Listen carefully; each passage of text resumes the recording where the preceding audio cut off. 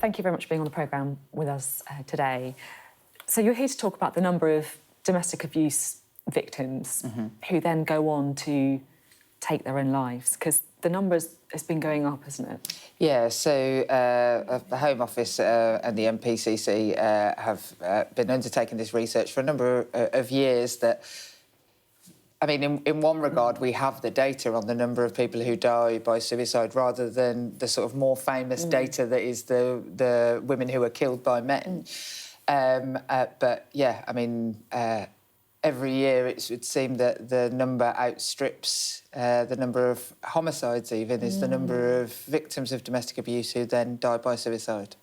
And the thing that really shocked me about looking at some of the numbers is, firstly, in these cases, how many of the domestic abuse perpetrators were known to police, but also the number of times the victims or the couples had been in contact with other services as well, like mental health services, for example.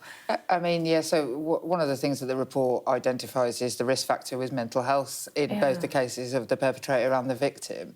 And like you say, that they have been heard by multi-agency risk assessment conferences and they've been in touch with the police before. And so in that regard, that is not dissimilar to what we see in the cases of classic homicides. And that is fundamentally got to be a system that is sought to change. So in looking at this data, you can't just be glad to have the data finally, or, like, you know, the government has to look at exactly what the strategy has to be to ensure that those multi-agency groups and all of those services that are meant to be working to prevent this from happening are actually working. And so the Violence Against Women and Girls strategy that the government will publish in the summer, it will be very, very alive to what is in this report. And what are you going to do then?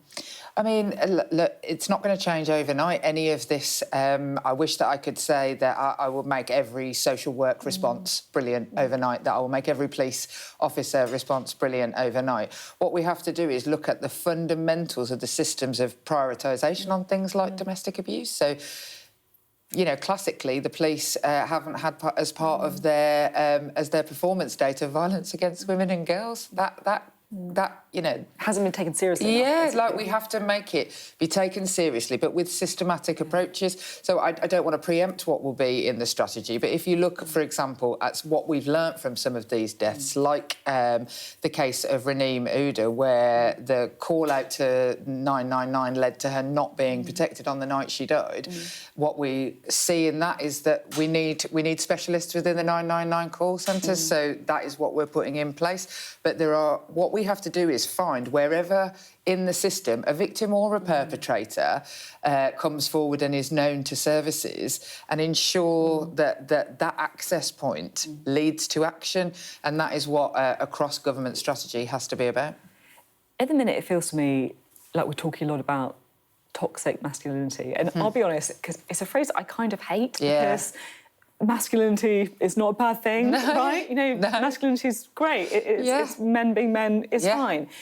But are you worried about men being radicalised online, particularly in relation to how they view women? Look, if I look at the data of the growing number of sexual violence cases amongst the age group 14 and 15, as a policymaker, you have to take very seriously the growing number of cases in that age group. 14 and 15 years old. 14 and 15 years old, both victims and perpetrators.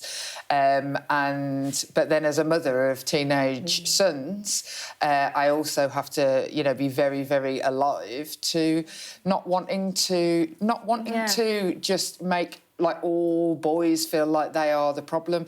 So it is the government's responsibility to look in, whether it's the Violence Against Women and Girls strategy, whether it's other things around prevent and other forms of radicalisation, to look at what is happening with our teenagers and make sure that we are providing the education and also the protection and prevention. There was one interview and a quote you gave that really sort of struck me, actually, where you said once that your partner's generation was more progressive than your dad's generation, but the same wasn't true for your son's generation? No, I mean, and I well, I don't feel that when I talk to them.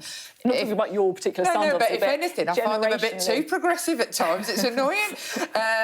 But that age group. But there is, if you look at the sort of data and attitudes around things like feminism and the advancement of women, there is really concerning trends. And I think we always thought it would just progressively get better. Like that, and it's no comment on either my father, my husband, or my sons, who are all absolutely cracking men, which is what most people would say about all of the men in their lives. But that generational progression was the thing we expected. But we have to look at the data and the concerns and the fears amongst whether it's extreme violence perpetrated by teenagers, and like I've already said, the sort of sexual violence figures, and really take that on board. Have you watched Adolescence? I have watched it. Yeah. What did you think? I wished that I could say that I was as shocked as everybody else was in that sort of first episode where it is sort of revealed and he looks so young, this lad, and you can't believe it. If you were to, you know, spend a bit of time doing the work that I've done for the last 20 years and any time in the sort of mind of the centre of policy making at the moment, I would say at the Home Office, real concerns about, you know, whether it's child abuse online, people being exposed to masses of pornography, like whatever it is, there is a real concern. So, I mean, I thought it was a brilliant drama and brilliantly realised, and I think it's brilliant that it's starting this conversation. All hats off to the writers and the creatives, but they have absolutely hit on something that we are concerned about.